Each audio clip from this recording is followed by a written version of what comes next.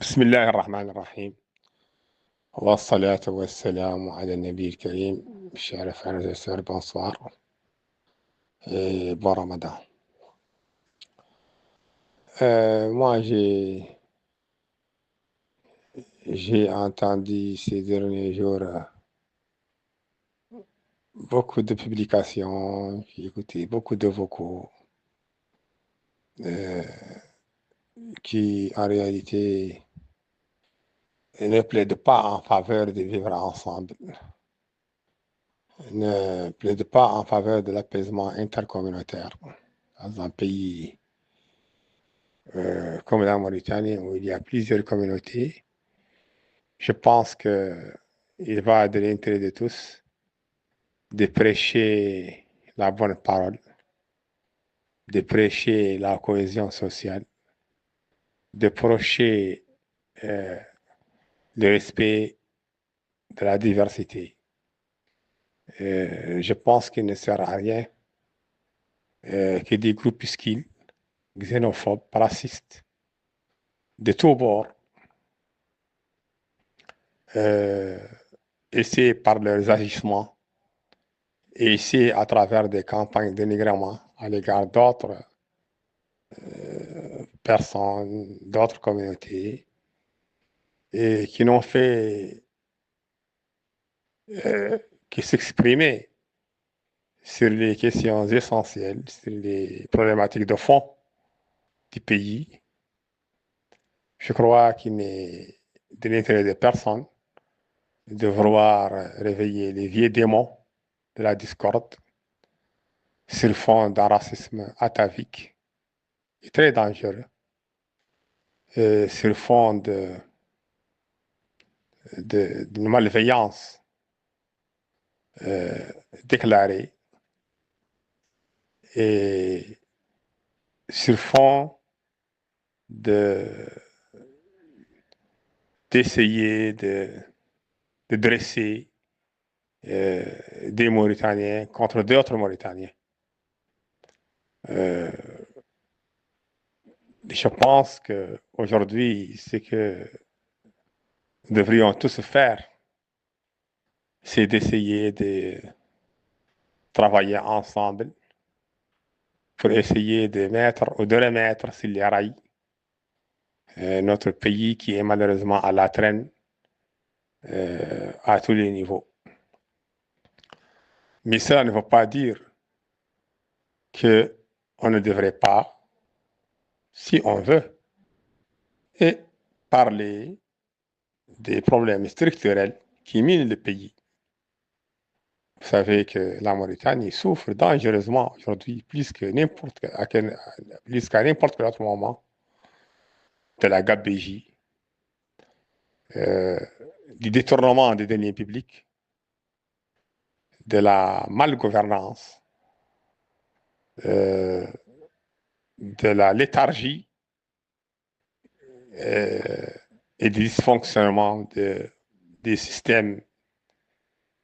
très importants, des systèmes essentiels comme les systèmes éducatifs, les systèmes sanitaires, les systèmes sécuritaires. Donc, des problèmes de fond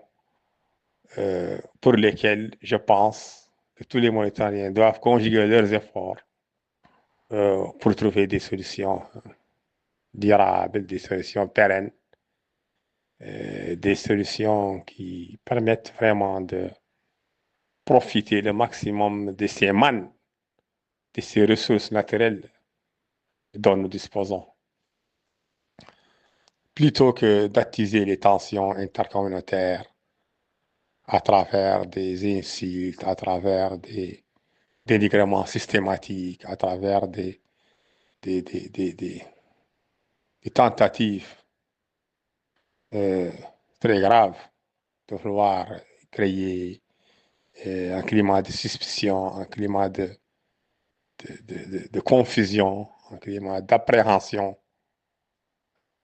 entre les Mauritaniens.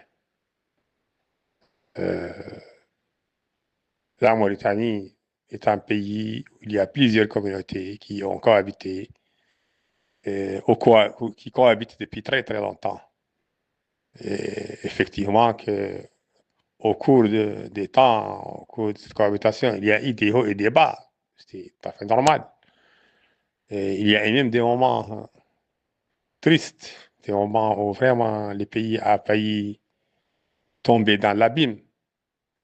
Mais si aujourd'hui certains essaient de refaire ces complots, de les ourdir de nouveau contre la communauté, contre la nation, je pense qu'il n'y a pas plus dangereux que ces gens-là, il n'y a pas plus criminel que ces gens-là, qu'il n'y a pas plus raciste que ces gens-là. Euh, je voudrais enfin rappeler que aucun Mauritanien n'est plus Mauritanien que l'autre.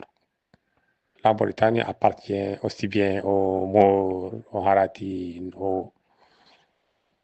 Peuls, aux Wolof, aux Soninké et même aux Bambara, parce qu'il y en a ici en Mauritanie. Donc la Mauritanie est un pays où il y a beaucoup de communautés qui doivent cohabiter, qui ont cohabité, qui doivent continuer à cohabiter pacifiquement et à gérer les problèmes qui existent, dont l'injustice, dont l'exclusion, dont la marginalisation,